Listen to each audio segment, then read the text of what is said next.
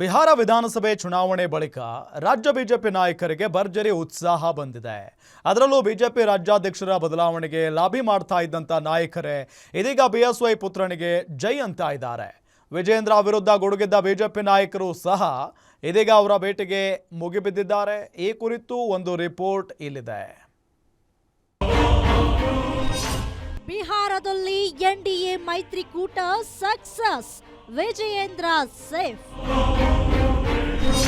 ವಿರೋಧಿಗಳಿಂದಲೇ BSY ಪುತ್ರನ ಪರ batting.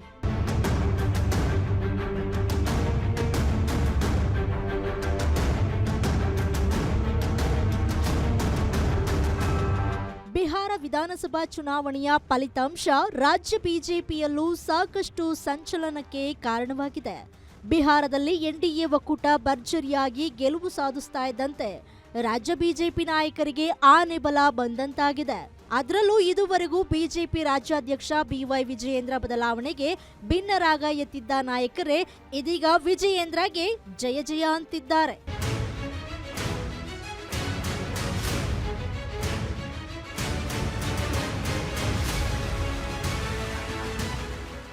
BJP ರಾಜ್ಯಾಧ್ಯಕ್ಷ ಬಿವೈ ವಿಜಯೇಂದ್ರ ಬದಲಾವಣೆಯ ಕೂಗು ಇದೀಗ ತಣ್ಣಗಾಗಿದೆ. ಅದರಲ್ಲೂ ವಿಜಯೇಂದ್ರ 2 ವರ್ಷಗಳ ಕಾಲ ಪಕ್ಷವನ್ನ ಯಶಸ್ವಿಯಾಗಿ ಮುನ್ನಡೆಸಿಕೊಂಡು ಬಂದಿರೋದು ಹೈಕಮಾಂಡ್ ನಾಯಕರ ಮೆಚ್ಚುಗೆಗೆ ಕಾರಣವಾಗಿದೆ.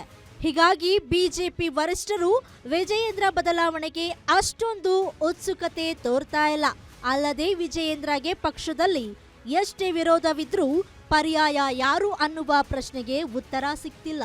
ಹೀಗಾಗಿ ವರಿಷ್ಠರು ಸದ್ಯದ ಪರಿಸ್ಥಿತಿಯಲ್ಲಿ ವಿಜಯೇಂದ್ರ ಬದಲಾಯಿಸುವ ರಿಸ್ಕಿಗೆ ಕೈ ಹಾಕಲು ಎಂದೇಟು ಹಾಕ್ತಿದ್ದಾರೆ.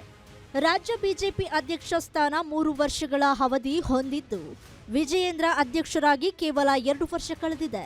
ಹೀಗಾಗಿ ಸದ್ಯಕ್ಕೆ ಅನಗತ್ಯ ಗೊಂದಲ ಬೇಡ ಅನ್ನೋದು ಬಿಜೆಪಿ ವರಿಷ್ಠರ ಲೆಕ್ಕಾಚಾರವಾಗಿದೆ.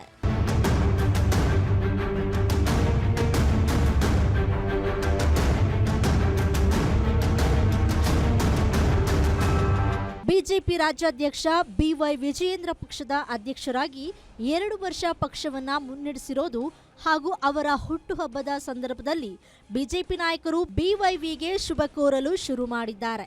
ಅದರಲ್ಲೂ ವಿಜಯೇಂದ್ರರನ್ನ ಅಧ್ಯಕ್ಷ ಸ್ಥಾನದಿಂದ ಕೆಳಗಿಳಿಸಲು ಸಾಕಷ್ಟು ತೆರೆಮರೆಯಲ್ಲಿ ಲಾಬಿ ಮಾಡ್ತಿದ್ದವರು ಸಹ ಇದೀಗ ವಿಜಯೇಂದ್ರರ ಬೆನ್ನಿಗೆ ನಿಂತಿದ್ದಾರೆ.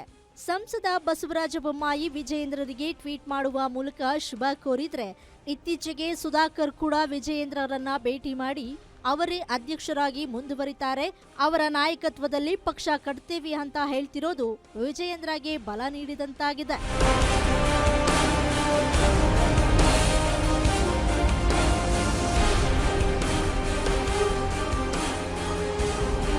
ಬಿಹಾರ ಚುನಾವಣಾ ಫಲಿತಾಂಶದ ಬಳಿಕ ರಾಜ್ಯ ಬಿಜೆಪಿ ನಾಯಕರು ಇದೀಗ ಒಗ್ಗಟ್ಟಿನ ಮಂತ್ರ ಜಪಿಸ್ತಾ ಇರೋದು ವಿಶೇಷವಾಗಿದೆ. ಅಲ್ಲದೆ ಮುಂದಿನ ಜಿಬಿಎ ಚುನಾವಣೆ ಬೆಳಗಾವಿ ಅಧಿವೇಶನದಲ್ಲಿ ಒಗ್ಗಟ್ಟಾಗಿ ಪಕ್ಷದ ಪರವಾಗಿ ಹೋರಾಟ ಮಾಡಲು ರಾಜ್ಯ ನಾಯಕರು ಮುಂದಾಗಿರೋದು ಬಿಜೆಪಿ ಕಾರ್ಯಕರ್ತರ ಹರ್ಷಕ್ಕೆ ಕಾರಣವಾಗಿದೆ.